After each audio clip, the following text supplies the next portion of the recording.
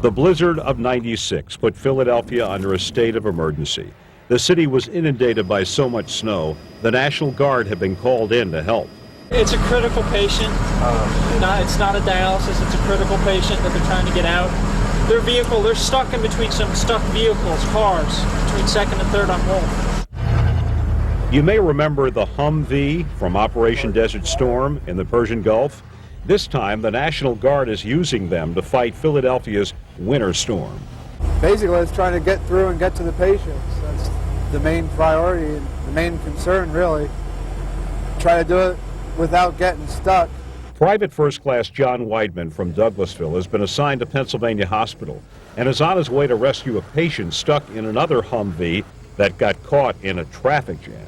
You want to just go down to 3rd and we'll walk over a few blocks? Maggie Tumas is a security guard with the hospital, assigned to help members of the National Guard, especially in finding their way around Philadelphia.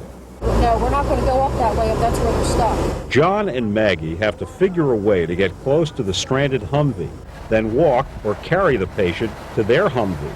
I mean, if we can drive down as close as we can, that'd be better than parking here and then walking a few blocks. The trip is long and treacherous, and just before they get there, they find out they are no longer needed.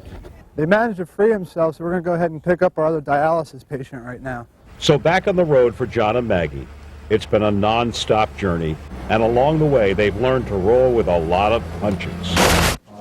But the humvee isn't the only thing weathering the storm. The emergency room of the veterinary hospital at the University of Pennsylvania has been working night and day.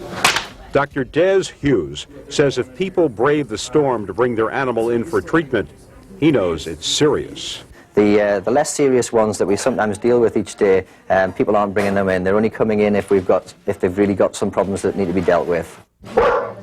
No one knows better than Don and Kathy Herron. They fought through the storm because they felt their dog Brownie's life was in danger, and their trip may have saved their pet's life. He's doing real good. So the virus that he had can be real fatal to dogs. It's real bad. And they caught it when we got here. He was real dehydrated, and they rehydrated him and kept him a couple days, and now he's fine. The hospital of the University of Pennsylvania will be the busy place. Animals usually have more sense. They don't go out in the snow. Across the street at the hospital of the University of Pennsylvania, there was even more action, especially in the kitchen. You have Nutri pudding? Juanita Patterson was there holding the fort. She's one of a handful of food service employees at the hospital that made it to work.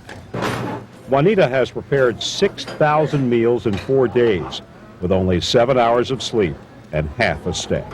We didn't miss a beat. The patient didn't miss a beat. They didn't know, the inconvenience that we were going through.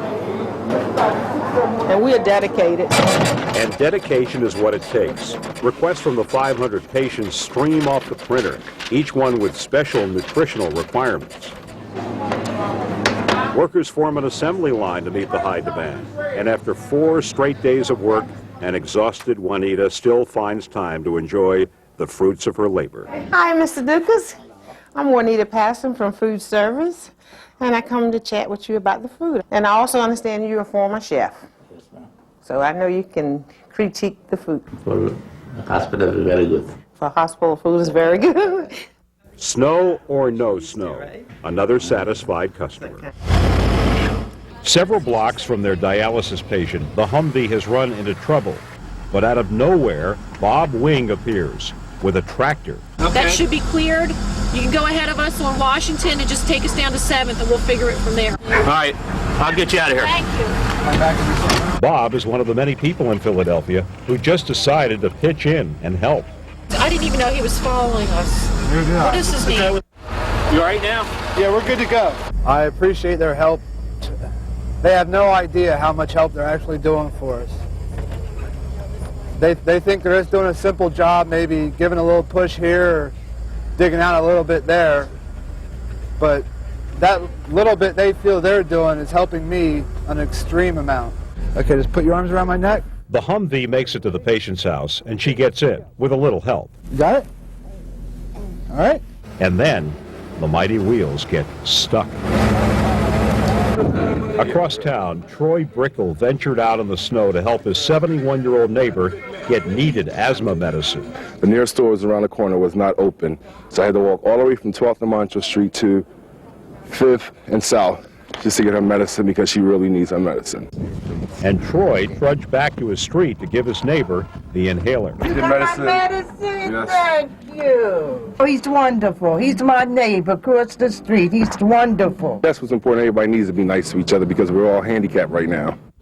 Dominic Montecchio is sleeping peacefully, oblivious to the drama surrounding his birth. We'll be hearing stories for a long time about this.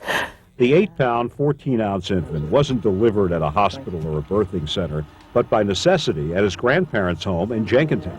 I was not happy. He decided to come during a blizzard. But these things happen in their own time. Maureen and Bernie Montecchio had come to stay with Maureen's mom so that they'd be closer to the midwife who delivered their 2 daughters. But labor hit as snow was blanketing the ground and swirling winds were making driving a nightmare. My father-in-law was worried because he had been out in it earlier, and he said, there's no way you're going to get through. I called Barbara. I was panicking. I was like, I don't know if I can get there. Midwife Barbara D'Amato to the rescue, but she got stuck in the snow in spite of her 4-wheel drive vehicle. So before she could help deliver this bundle of joy, she needed a helping hand from a stranger. Very lucky. I found a very nice man who was up at the top of the hill, and when I got onto Huntington Pike, I flagged him down, and he was in a snowplow, and he plowed me through Huntington Valley all the way out to Valley Road, and from there it was pretty clear. Baby Dominic entered the world just 3 hours after Barbara arrived. Here's a look at some home video taken just moments after the birth. Oh, our little Dominic. Oh, Maureen and Bernie were great. They relaxed once I was here and just did their thing. You know, Maureen, labor's always difficult, but Maureen handled it beautifully. Both Maureen and Bernie are letter carriers for the post office in Jenkintown.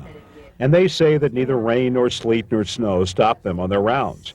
And they've got kind of a postal worker label for the baby, Blizzard Baby Dominic. Special delivery. I don't know. Back in Center City, not everybody was willing to have a baby at home. Renee Hill Islam and her husband, Abdur Ahim Islam, walked 15 blocks in the blizzard to Pennsylvania Hospital because he says there was no way he was delivering that baby himself. I just said, not now. I just couldn't believe it. Spruce Street was a bit of a struggle because the pains were coming every 3 minutes by then. So I'm trying to stop, and my husband's, no, you have to come on. Let's go, let's go, let's go. It appears that the walk did some good. The delivery was fast. So that's a message to all you expecting mothers out there. Take a long walk. Take a nice long walk. Look for some snow. Meanwhile, the Humvee is still trying to get back to Pennsylvania Hospital. Am I going to clip anything over there, Maggie? Mary Colandello has been on dialysis for about a year. The snow has already delayed her crucial treatment for 1 day. Now, a car is blocking the road, and John has to turn around. You got a car behind you. And once again, with a little help, the Humvee is humming again. And once they were onto the main roads, the traveling was easy. Mary was at the hospital in no time. So how'd you like that ride in the Humvee? You like that? Yeah. It's different. Once is enough, right? Until the paratransit vans are up and running in Philadelphia, the National Guard will be here, and the 55 dialysis patients at Pennsylvania Hospital will get their treatment. Back out for another mission, yep.